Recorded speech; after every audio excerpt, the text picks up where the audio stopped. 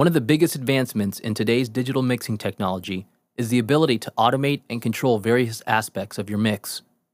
The ability to change the way the mix sounds and reacts at any point within your project has opened so many doors in the world of audio production that there is simply no way to discuss them all. However, the biggest notable advantage is the ability to alter and edit the mix to sound perfect at every part of the song. Whereas normally you would have to have several hands on deck, helping you tweak the console during certain changes or breaks, automation allows you to fine-tune every spot and simply play it back exactly as you set it. So in this movie tutorial, we're going to cover over Nuendo's extremely powerful automation engine for the VST channel mixer and ways to make best use of it. There are two ways to work with the automation system within Nuendo. The first method is directly from within the VST channel mixer. This is where you have the ability to enable and create automation data by simply moving and tweaking the graphical objects in each channel. This also includes any real-time changes you make to your plugin effects and instruments. The second method for working with automation is from within the project editor. Each track in the project editor has the ability to show or hide its automation tracks. With the automation track in view, automation data is visually displayed for you to see and edit as needed. You can also manually draw in automation using the automation tracks if you need to perform something that is more specific or very detailed. You also have numeric information displayed on each point within the automation data, allowing for very fine editing of your automation points. You can have as many automation tracks as you like visible at any time, and you can change the type of automation data that is currently shown by an automation track. This is handy if you have tons of automation going on in a track and you don't necessarily want to make each track visible. You can choose which parameter you want to view for a single automation track. Okay, now that we understand the main areas for working with automation, let's dig deeper into the main function and tools in the automation engine. The first step to creating and using automation is using the Read-Write Automation button to set the automation mode for a track. You'll also notice that each plugin window has its own Read-Write Automation button to make it very easy to enable automation for any plugin parameters you want to tweak. Enabling the write mode is all you have to do to begin recording automation. You can enable write mode for a single track or a group of tracks. You can even enable it for the entire mixer using the global write button. Once write mode is on, you only need to play the song in order to record the automation. Recording automation does not require you to enable record mode on the playback transport.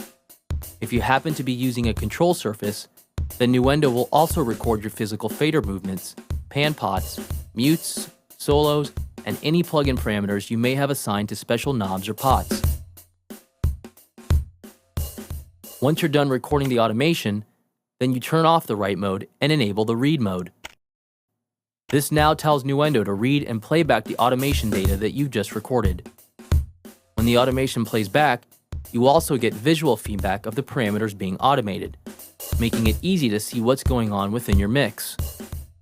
If your control surface has flying faders or other objects with visual feedback, then your control surface will physically respond to the automation control as it plays back from within Nuendo. When recording automation, since the transport is in playback mode, you can use the cycle mode to continue to play back a certain range and layer automation as well. If you want to manually draw in data, then there is no need to enable the write mode. All you do is enable the read mode from within the automation track in the project editor, and this activates the automation edit track. Using the draw tool, you can draw in your automation data. If you need to add specific points to be more accurate, you can use the select tool to click in individual automation points. That's pretty much all there is to recording automation and playing it back. However, there's a lot more to help enhance this basic functionality, including ways to edit and access the automation data. So let's dig a little deeper. First, there are several different modes in which you can record automation data. These modes are accessed from the Automation Mode toolbar window that is located at the top of the project editor. I'll briefly explain each one for you. Touch mode simply means that automation recording begins the very instant you click on a mixer object. Recording stops as soon as you let go of the mouse. If your controller surface has touch-sensitive faders, then this function would also apply to you putting your finger on the fader and letting go of the fader. Auto latch mode works the same way. However, it doesn't stop recording until you hit stop on the transport or you disable the write automation mode. Crossover mode stops recording as soon as you reach any point where previous recorded automation data exists. The last two modes only pertain to volume automation and do not affect other parameters being automated. The first of these is the overwrite mode, which will begin recording automation data immediately and will overwrite any existing automation data, regardless of whether or not you actually click on a mixer object.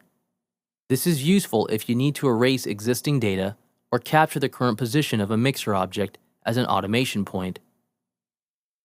The trim mode is a very handy feature for editing and adjusting the overall automation data you have created. Here's how it works. I simply want to adjust the volume of the entire fade while keeping the actual automation data intact. First, we activate trim automation mode. Then, I'll set my left and right locators to cover the range that I want to change. Then I'll activate the write automation mode for the track. When you do this, the channel fader centers itself immediately. This then allows you to adjust the entire automation data up or down the volume scale.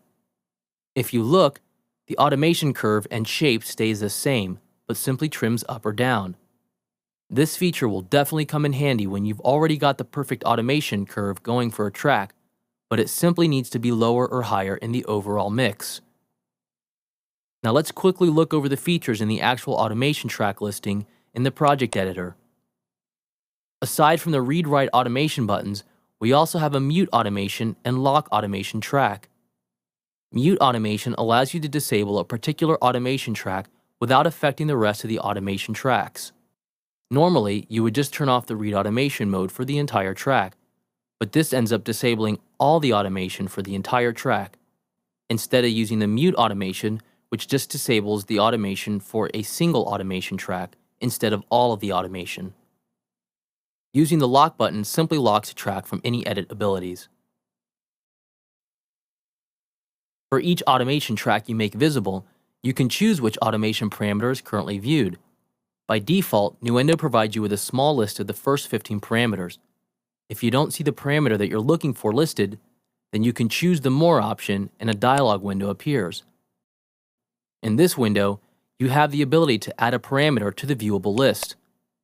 Nuendo organizes all the available options into subcategories, making it easy for you to find what you're looking for. In this example, I'm looking for a specific parameter for one of my insert plugins. So we'll go into the insert category, and there we can see all the insert plugins listed. From there, you can dig deeper and find all the parameters available for that plugin that can be automated.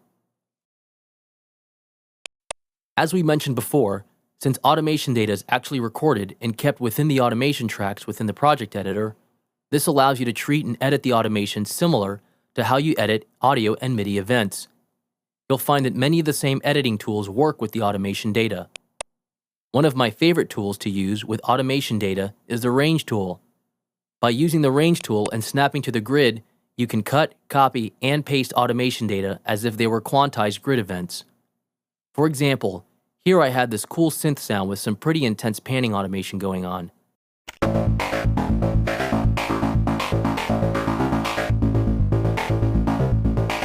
I want to use that same panning automation on another track as well, but I want to keep it quantized to the grid since the automation is created in sync with the project tempo. So first, we'll select the range tool. Then we activate the snap to grid function. This ensures that my movements when using the range tool are snapped to the bars and beats grid. Next, I'll highlight a 4-bar section of the panning automation data. Then we click and hold down with the left mouse button, and then immediately hold down the Alt key on a PC or the Option key on the Mac, and then drag the data over to the new track. Since the grid option is on, it will ensure that my movements stay in sync with the grid. There. Now I've pasted that automation data over to the new track. Another very cool tool that can be used in very creative ways with automation is the line tool. Using just the line tool, you can create quick and easy ramps for your automation data. But when you start using the other available line shapes, things can get very interesting. For example, you can use the sine tool to create smooth sweeping panning effects by just dragging in the tool and drawing it out. Nuendo will automatically create the sine wave shaped automation data for you. To take this even further, let's say we wanted the sweeping pan effect to be in sync with the beat. All we have to do is turn on our snap to grid function, set the timeline grid to show bars and beats, set the grid type to the appropriate grid value, and Nuendo will automatically snap the automation data we draw based on the tempo grid. Panning is just the beginning. Imagine using this for cool filter sweeps or modulation-based effects. The possibilities are endless.